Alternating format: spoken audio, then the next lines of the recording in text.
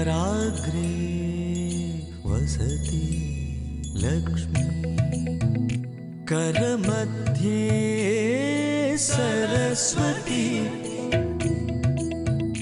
करमूले सदा गौरी प्रभारे करदर्शनम्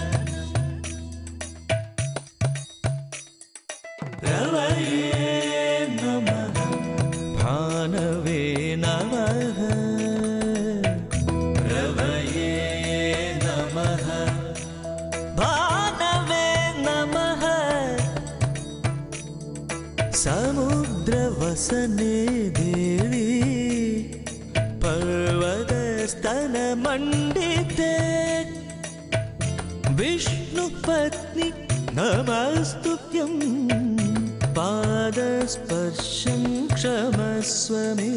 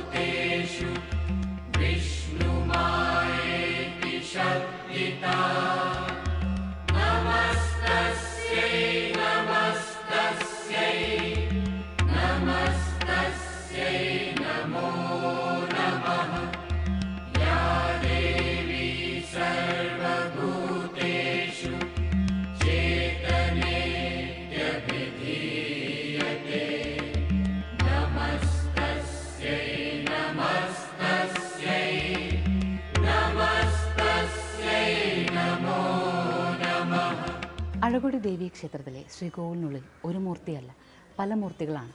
അമ്മയുടെ പല ഭാവങ്ങളാണ് ഉള്ളത്. ആ ഓരോ ഭാവങ്ങളെക്കുറിച്ചും വ്യക്തമായി നമുക്ക് മനസ്സിലാക്കാനാകുന്നത് തീർച്ചയായും ശ്രീകോവിലിൽ സദാ ദേവീ വിഗ്രഹങ്ങളെ ആരാധിക്കുവാനും പൂജിക്കുവാനുമുള്ള സൗഭാഗ്യം ലഭിക്കുന്ന മേൽശാന്തിക്ക് തന്നെയാണ്. മേൽശാന്തി നമ്മോടൊപ്പമുണ്ട്. അദ്ദേഹത്തോട് ചോദിച്ച് അവിടെ കുടികൊള്ളുന്ന സാന്നിധ്യങ്ങളെക്കുറിച്ച് മനസ്സിലാക്കാം. നമസ്കാരം. ഭദ്രകാളി സാന്നിധ്യമാണ് പ്രധാനമായിട്ടുള്ളത്. ഭുവനേശ്വരി സാന്നിധ്യം പീഠപ്രതിഷ്ഠയായിട്ടുണ്ട്. അതല്ലാതെ എന്തൊക്കെ പ്രതിഷ്ഠകളാണ്? സാളിഗ്രാമുണ്ട്, ശിവലിംഗമുണ്ട്, പിന്നെ സപ്തമാതൃക്കളുടെ പ്രതിഷ്ഠ ഉണ്ട് നേരെ വലതുവശത്ത്. ഇതെല്ലാം കുടികൊള്ളുന്ന സ്ഥാനമാണ്. അതെയല്ലേ. ഓ, ഭദ്രകാളി സാന്നിധ്യം ഇരിക്കുന്നതിന് വലതുവശത്തായിട്ടാണ് സപ്തമാതൃക്കൾ, ഇടതുവശത്ത്. അപ്പോൾ ഭദ്രകാളിയുണ്ട്, അതുപോലെ തന്നെ സപ്തമാതൃക്കളുണ്ട്, ഭുവനേശ്വരി അമ്മയുണ്ട്. അത് കൂടാതെ ശിവസാന്നിധ്യവും. അതെങ്ങനെയാണ് അവിടെ വന്നത് എന്നുള്ളത്? പൂർവികമായിട്ട് കച്ചവടക്കാരായിട്ടുള്ള ആളൊക്കെ വന്നപ്പോൾ വന്നതാണ് പറഞ്ഞത്. ഭുവനേശ്വരി സങ്കല്പത്തിൽ അങ്ങനെയാണ് വരുന്നത്. അതൊക്കെ പൂർവികമായിട്ട് ബ്രാഹ്മണർ പൂജിച്ചിരുന്നതാണ് സാളിഗ്രാമം ശിവലിംഗമൊക്കെ. അങ്ങനെയാണ് നമ്മൾ ഇവരൊക്കെ പറഞ്ഞു കേട്ടത് നമുക്ക്. ഏതായാലും ഇവിടെ ദേവീ സാന്നിധ്യത്തിനോടൊപ്പം തന്നെ ഭുവനേശ്വരി സാന്നിധ്യം വന്നതിന് പിന്നിൽ ഒരു ചരിത്രമുണ്ട്. ആ ചരിത്രവും ഇവിടുത്തെ ഒരു ഐതിഹ്യവുമായി ബന്ധപ്പെട്ട് നിൽക്കുന്നു.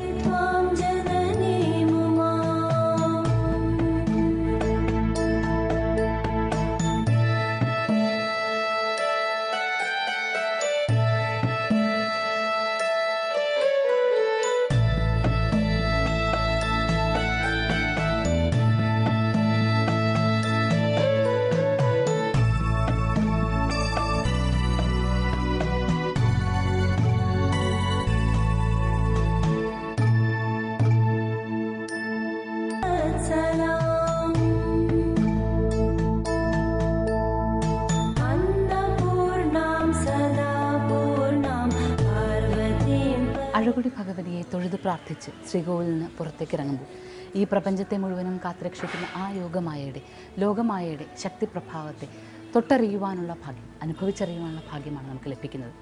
അതിപുരാതനമായ ഈ ക്ഷേത്രം എന്തുകൊണ്ട് പ്രസിദ്ധമായി തീരുന്നുവെന്ന് നമുക്ക് ശരിക്കും ശ്രീകോവിലിനകത്തേക്ക്, നാലമ്പലത്തിനകത്തേക്ക് പ്രവേശിച്ച് നിൽക്കുമ്പോൾ മനസ്സിലാകും. ഭദ്രാഭാവത്തെയും ഭുവനേശ്വരി ഭാവത്തെയും അതുപോലെ സപ്തമാതൃക്കൾ സാന്നിധ്യത്തെയും ഒക്കെ അവിടെ കാണുമ്പോൾ ഇപ്പോൾ മേൽശാന്തി പറഞ്ഞത് നമുക്ക് മനസ്സിലാക്കാനായി ശിവസാന്നിധ്യവും വിഷ്ണു സാന്നിധ്യവും കൂടി അവിടെ ചേരുന്നു. അതായത് പ്രപഞ്ചത്തെ കാത്തുരക്ഷിക്കുന്ന എല്ലാ മൂർത്തികളും അവിടെയുണ്ട് എന്നതാണ് സാരമാകുന്നത്. ഇവിടെ ഈ ക്ഷേത്രത്തിൻ്റെ കാഴ്ചകളെക്കുറിച്ച് പറയുമ്പോൾ പ്രധാനമായും കൊടിമരം, വലിയൊരു കൊടിമരം നമുക്ക് കാണാനാകുന്നുണ്ട്. അതിന് ഇരുവശത്തുമായിട്ട് വിളക്കുകളുമുണ്ട്.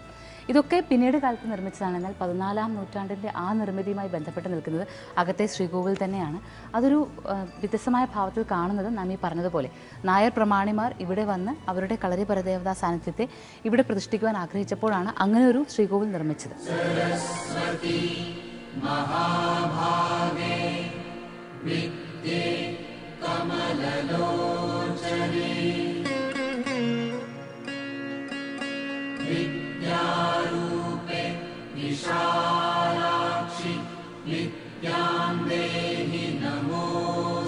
ക്ഷേത്രവുമായി ബന്ധപ്പെട്ട് മറ്റു ചില ഐതിഹ്യങ്ങൾ കൂടി ഉണ്ടെന്ന് നേരത്തെ പറഞ്ഞുവല്ലോ. ആ ഐതിഹ്യം നമുക്ക് ലഭിക്കുന്നത് കണ്ണോട്ട് കുടുംബം എന്നറിയപ്പെടുന്ന കുടുംബത്തിലെ ചില എഴുത്തുകളിൽ നിന്നാണ്. അവരിൽ നിന്ന് ലഭിച്ചിരിക്കുന്ന ചില രേഖകളിൽ നിന്നാണ്. അതിൽ പറയുന്നത് പ്രകാരമാണെങ്കിൽ ഒരു കാലത്ത് ദേവിയുടെ സഞ്ചാരം നടത്തുകയും ഇങ്ങനെ വടക്കൻ ദേശങ്ങളിലൂടെ സഞ്ചരിക്കുന്ന സമയത്ത് പുതൈക്കുളത്തുനിന്ന് ഒരു പ്രദേശത്തെത്തി അവിടെ എത്തിയ ദേവി ഒരു പേരാലിൻ ചുവട്ടിൽ വിശ്രമിക്കുകയും ചെയ്തു. ഈ സമയത്ത് ചെറുതല തറവാട്ടിലെ ഒരു സ്ത്രീ, അരിക്കാട്ടി എന്നായിരുന്നു ആ സ്ത്രീയുടെ പേര്, ആ സ്ത്രീ കുളിക്കുവാനായി ചെല്ലുകയും കുളിച്ചു കഴിഞ്ഞ് തിരിച്ചു വന്നപ്പോൾ ദേവി ആ സ്ത്രീയുടെ ശരീരത്തിലേക്ക് ആവാഹിക്കുകയും ചെയ്തു. അല്ലെങ്കിൽ പിന്നീടത് ദേവീ സാന്നിധ്യത്തിൻ്റെ ലക്ഷണങ്ങൾ ആ സ്ത്രീ പ്രകടിപ്പിക്കുവാൻ തുടങ്ങി. ദേവിയായി തന്നെ കരുതാൻ തുടങ്ങി. ഇത് കണ്ടപ്പോൾ അതിന് എന്തെങ്കിലും കാരണമുണ്ടാകുമെന്ന് മനസ്സിലാക്കിയ കാരണവന്മാർ പ്രശ്നം വെച്ച് നോക്കുകയും ദേവീ സാന്നിധ്യം ഉണ്ട് എന്ന് മനസ്സിലാക്കുകയും ദേവിയുടെ പ്രതിഷ്ഠ യഥാവിധി നടത്തേണ്ടതുണ്ടെന്ന് മനസ്സിലാക്കുകയും ചെയ്തു. അങ്ങനെയാണെങ്കിൽ തിരുത്തിയാടുള്ള ശാസ്താക്ഷേത്രത്തിന് അരികിലായി ദേവീ പ്രതിഷ്ഠ നടത്താം എന്ന് വിചാരിക്കുകയും അതിനു വേണ്ടുന്ന സ്ഥലം കണ്ടെത്തുകയും ചെയ്തു.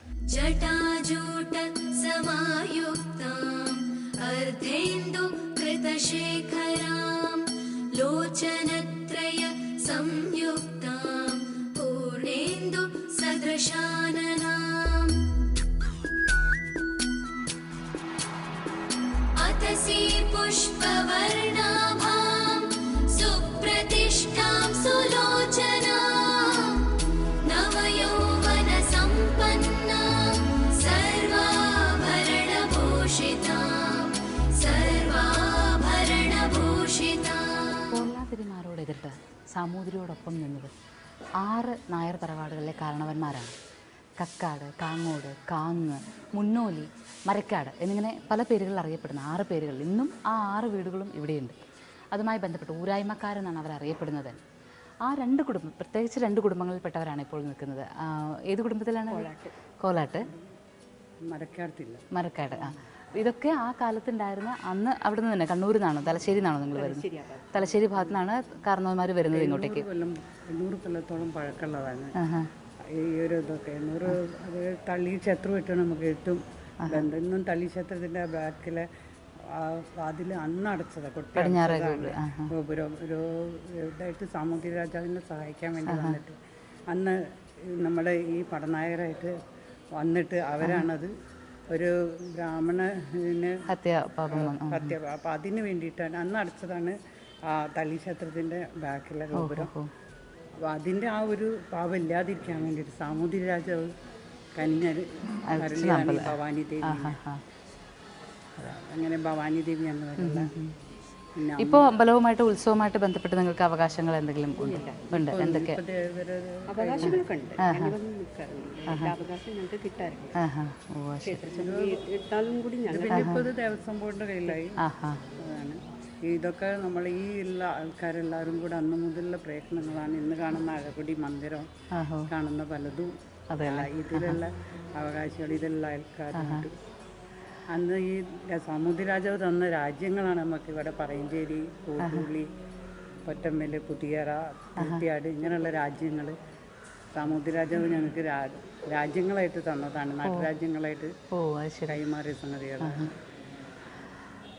തലമുറകളായി കൈമാറി വരുന്ന ഒരു വിശ്വാസം. ആ വിശ്വാസത്തിൽ അവരുടെ കാരണവരെ, പിതൃക്കളെ ബഹുമാനിക്കുന്നതിനോടൊപ്പം തന്നെ ദേവി എല്ലാ കാലത്തും ദേവി ഒപ്പം ഉണ്ടാകുമെന്നുള്ള ഉറച്ച വിശ്വാസമാണ് ഇവരെ മുന്നോട്ട് നയിക്കുന്നത്. ഇവിടെ നാം പറയുന്നത് സാമൂതിരി രാജാവുമായി ബന്ധപ്പെട്ട ഒരു ഭുവനേശ്വരി സങ്കല്പത്തെക്കുറിച്ച് പറഞ്ഞല്ലോ. അതാണ് ഈ ക്ഷേത്രത്തിൻ്റെ മറ്റൊരു ഐതിഹ്യം.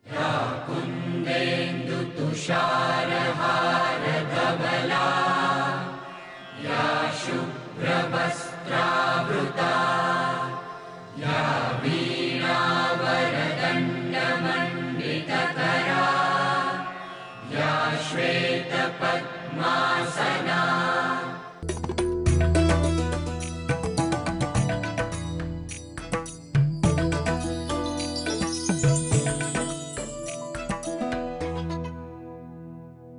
പരശുരാമൻ മഴു എറിഞ്ഞ് മലയാള നാട് ഉണ്ടാക്കിയ നാൾ തൊട്ട് കേരളമാകെ മുഴങ്ങുന്നതാണ് ആ വാക്ക്. ചങ്ങാതിമാരായ അളിയന്മാർ. അമളി പറ്റിയ അളിയന്മാർ. തമ്മിൽ തല്ലിയ അളിയന്മാർ. അളിയന്മാർ പലവിധം. കഥയിലും സിനിമയിലും അയൽപക്കത്തും നിങ്ങൾ കണ്ട അളിയന്മാർ ഇവിടെ ഇല്ലേ ഇല്ല. ഈ അളിയന്മാർ അമൃത ടിവിയിൽ മാത്രം. ഫെബ്രുവരി 17 മുതൽ വെള്ളി ശനി ദിവസങ്ങളിൽ രാത്രി 9 മണിക്ക് തുറന്ന് പൊട്ടിച്ചിരിക്കായി കാത്തിരിക്കും. എന്തൊരു ചേർച്ച! ഒരമ്മ പെറ്റ അളിയന്മാരാണെന്നേ പറയൂ.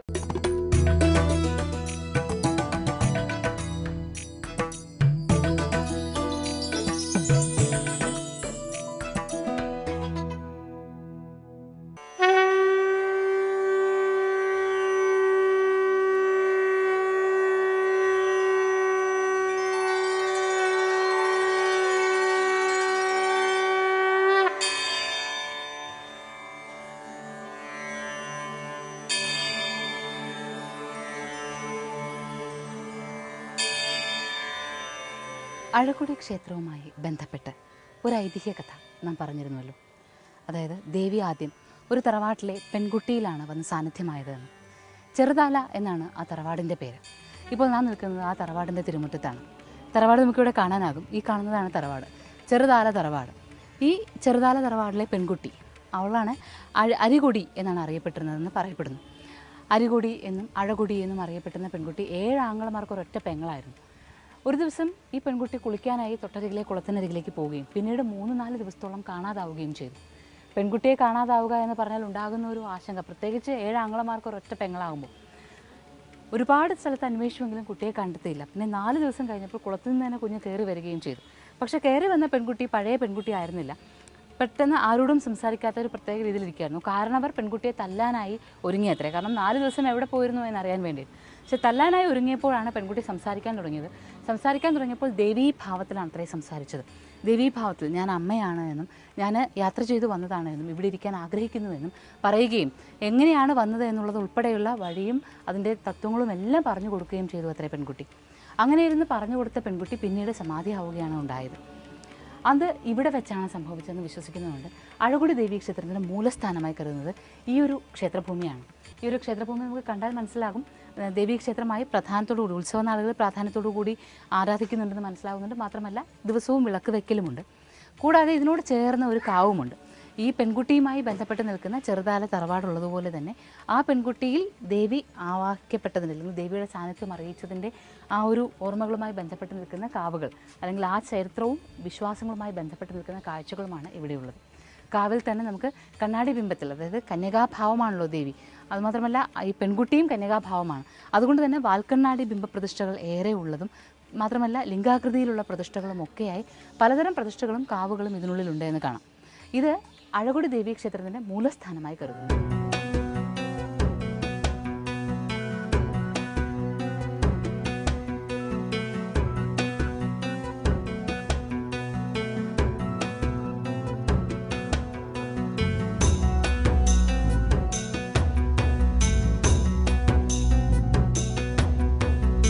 അഴകൊടി ദേവീ ക്ഷേത്രത്തിലെ മറ്റൊരു വിശ്വാസമാണ് ഭുവനേശ്വരി സാന്നിധ്യം. ഭുവനേശ്വരി സാന്നിധ്യം സാമൂതിരി രാജാവ് നൽകിയതാണ് എന്നും അത് ദ്വാരകയിൽ കൃഷ്ണപ്രജകൾ ആരാധിച്ചിരുന്നതാണെന്നും നാം പറയേണ്ടായി. അങ്ങനെ പറഞ്ഞ് ആ ഒരു വിശ്വാസത്തെ അറിഞ്ഞു കഴിഞ്ഞപ്പോൾ ഇന്ന് നാം മറ്റൊരു കാര്യം പറയുന്നത്, അഴകൊടി ക്ഷേത്രത്തിൽ ഇന്ന് ഭുവനേശ്വരി സാന്നിധ്യം ഒരു പീഠപ്രതിഷ്ഠ മാത്രമാണ്. അവിടെ വിഗ്രഹം കാണുന്നില്ല. അതിനൊരു കാരണമുണ്ട്. ദേവിയെ ആദ്യം വിഗ്രഹമായിട്ട് തന്നെ വെച്ച് ആരാധിക്കുകയായിരുന്നു. അത് വിലപിടിപ്പുള്ള ഒരു വിഗ്രഹമായിട്ടാണ് എല്ലാവരും കരുതിയിരുന്നത്. ഈ കാലത്താണ് ടിപ്പുവിൻ്റെ പടയോട്ടം ഉണ്ടാകുന്നത്. ടിപ്പുവിൻ്റെ സൈന്യം ഇവിടെ അഴകൊടി ക്ഷേത്രത്തിൽ എത്തുമെന്നും അവരുടെ ലക്ഷ്യത്തിൽ ഭുവനേശ്വരി ക്ഷേത്രത്തിലെ വിഗ്രഹവും ഭുവനേശ്വരിയുടെ വിഗ്രഹം ഉണ്ട് എന്ന് മനസ്സിലാക്കിയപ്പോൾ പൂജാരികളെല്ലാവരും ചേർന്ന് ഭുവനേശ്വരിയുടെ വിഗ്രഹം ക്ഷേത്രക്കുളത്തിലേക്കിട്ട് പിന്നീട് ടിപ്പുവിൻ്റെ ആക്രമണം കഴിയുന്നത് വരെ വിഗ്രഹം അവിടെ തന്നെ ഇരിക്കട്ടെ എന്നുള്ളതായിരുന്നു ഉദ്ദേശം. പക്ഷേ ടിപ്പുവിൻ്റെ പടയോട്ടം എല്ലാം കഴിഞ്ഞതിന് ശേഷം, ടിപ്പുവിൻ്റെ സൈന്യം മടങ്ങിപ്പോയതിനു ശേഷം വളരെ കാലം കഴിഞ്ഞ് വിഗ്രഹം വീണ്ടും പുറത്തെടുത്ത് യഥാവിധി പ്രതിഷ്ഠിക്കുവാനായി അന്വേഷിക്കുമ്പോൾ വിഗ്രഹം എത്ര ശ്രമിച്ചിട്ടും കണ്ടെത്താനായില്ല. അത് ഇന്നും ആ കുളത്തിൽ തന്നെയുണ്ട്. ഇവിടുത്തെ ക്ഷേത്രക്കുളം അതുകൊണ്ട് തന്നെ പ്രധാനമർഹിക്കുന്നു. ഭുവനേശ്വരിയുടെ സാന്നിധ്യം വിഗ്രഹരൂപത്തിൽ ഇന്നും അതേ കുളത്തിൽ അങ്ങനെ തന്നെയുണ്ട്. ആ വിഗ്രഹം വെച്ചിരുന്ന പീഠം മാത്രം ശ്രീകോവിലിനകത്ത് വെച്ച് ആരാധിക്കുകയാണ് ചെയ്യുന്നത്. അങ്ങനെ ഭുവനേശ്വരി സാന്നിധ്യമുള്ള ക്ഷേത്രക്കുളവും അഴകൊടി ക്ഷേത്രത്തിൻ്റെ പ്രധാന കാഴ്ചകളിൽ ഒന്ന് തന്നെ.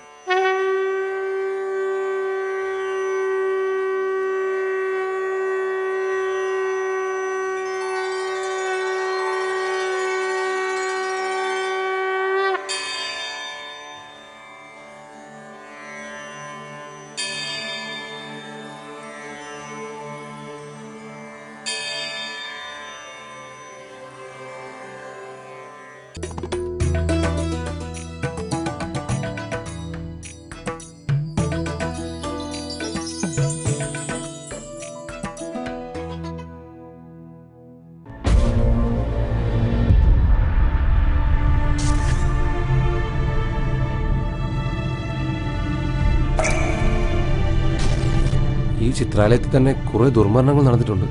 സാറിനറിയോ?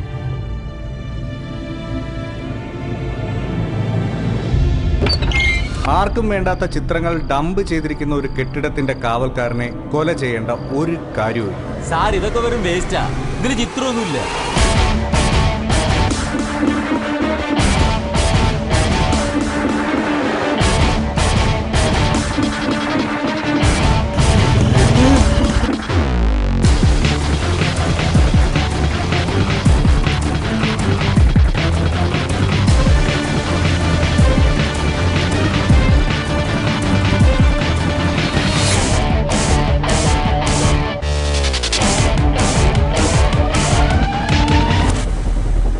കാളിഗണ്ഡകി ഫെബ്രുവരി 13 തിങ്കൾ മുതൽ ശനി വരെ രാത്രി 8 മണിക്ക്.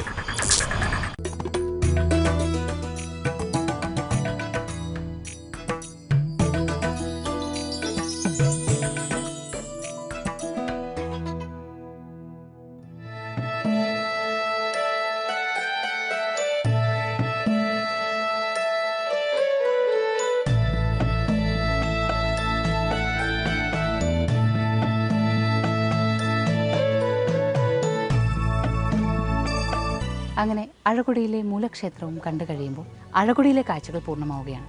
എന്നാൽ അഴകൊടിയുടെ കോഴിക്കോടിൻ്റെ സമീപ പ്രദേശങ്ങളിൽ മറ്റു പല വിശ്വാസങ്ങളും ധാരാളമായുണ്ട്. അതിലൊന്ന് ഒരു മുത്തപ്പൻ കാവാണ്.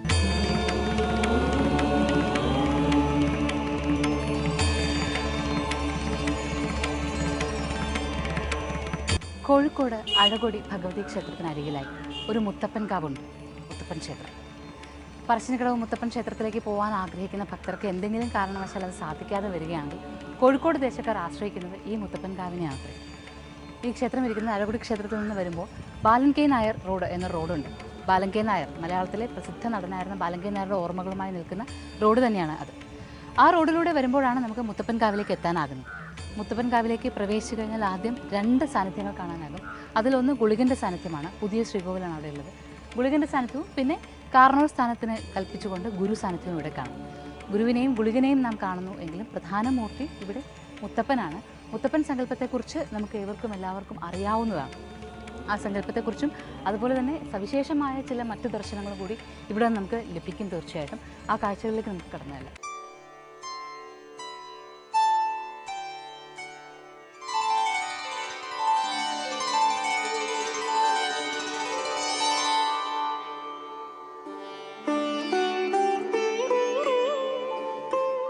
കൊയിലോത്ത് മുത്തപ്പൻ കാവിൽ ഭഗവതിയുണ്ട്. ഭഗവതി മനോഹരമായ ഭാവത്തിലുള്ള വിഗ്രഹരൂപമാണ് ഉള്ളത്. ശക്തിഭാവങ്ങൾ തെളിഞ്ഞു നിൽക്കുന്ന രീതിയിൽ നമുക്ക് കാണാനാകും.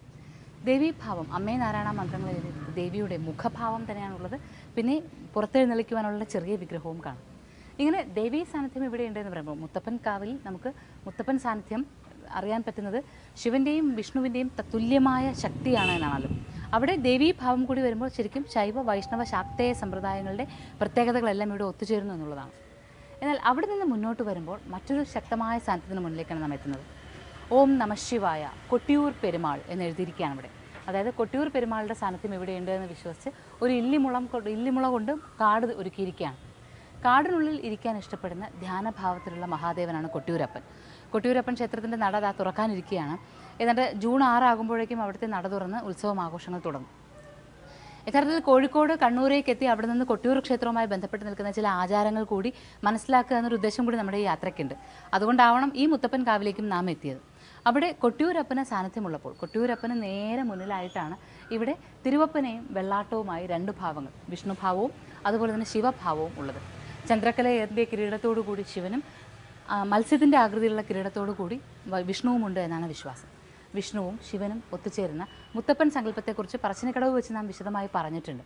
2 സങ്കല്പങ്ങളും ഒത്തുചേർന്ന് മനുഷ്യാവതാരം കൈക്കൊണ്ടതാണ് യഥാർത്ഥ മുത്തപ്പൻ എന്നാണ് പറയുന്നത്. ഒരു ബ്രാഹ്മണ കുടുംബത്തിൽ ജനിക്കുകയും എന്നിട്ട് താഴ്ന്ന സമുദായത്തിൽപ്പെട്ടവരുമായി എപ്പോഴും ഇടപഴകി ജീവിക്കുകയും അത് ബ്രാഹ്മണർക്ക് ചില അച്ഛനമ്മ ഉൾപ്പെടെയുള്ളവർക്ക് ചില വിഷമങ്ങൾ ഉണ്ടാക്കുകയും പക്ഷേ ആ മകൻ പിന്നീട് ദിവ്യ അവതാരമാണ് എന്ന് മാതാപിതാക്കൾക്ക് തന്നെ ബോധ്യപ്പെടുത്തിക്കൊണ്ട് ഒരു സഞ്ചാരം നടത്തുകയും ചെയ്തു. ആ സഞ്ചാരത്തിലാണ് അനുഗ്രഹങ്ങൾ ചൊരിയുന്ന മുത്തപ്പൻ ഭാവങ്ങൾ കേരളത്തിൽ പലയിടത്ത്, പ്രത്യേകിച്ച് കണ്ണൂരിൻ്റെ പല ഭാഗത്തുമായി ഉണ്ടായി വന്നത്. ഇവിടെ നാം പറശ്ശിനിക്കടവ് മുത്തപ്പൻ സങ്കല്പത്തിലുള്ള മുത്തപ്പന് മുന്നിൽ ആരാധിക്കുവാനും പ്രാർത്ഥിക്കുവാനുമുള്ള അവസരത്തെ എല്ലാവർക്കും വേണ്ടി ഉപയോഗിക്കുകയാണ്.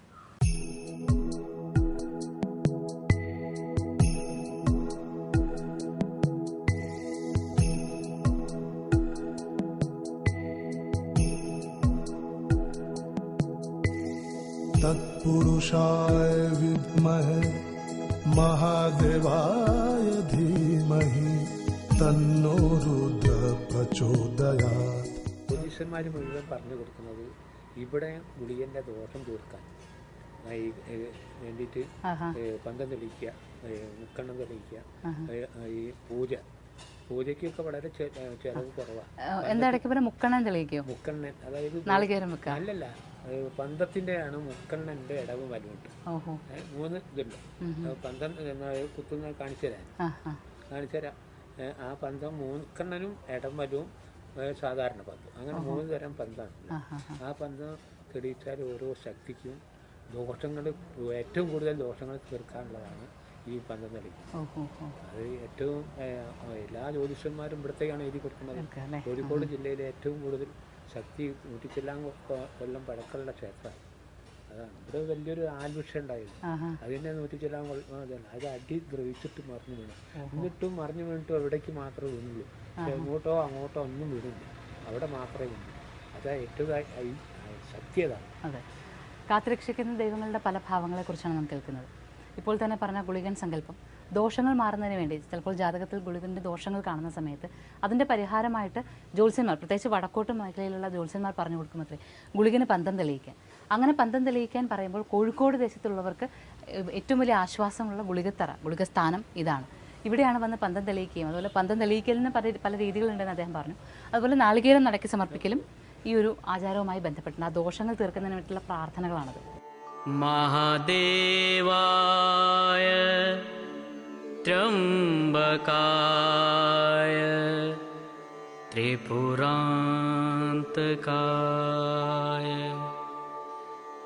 ത്രികാഗ്നേകാലായ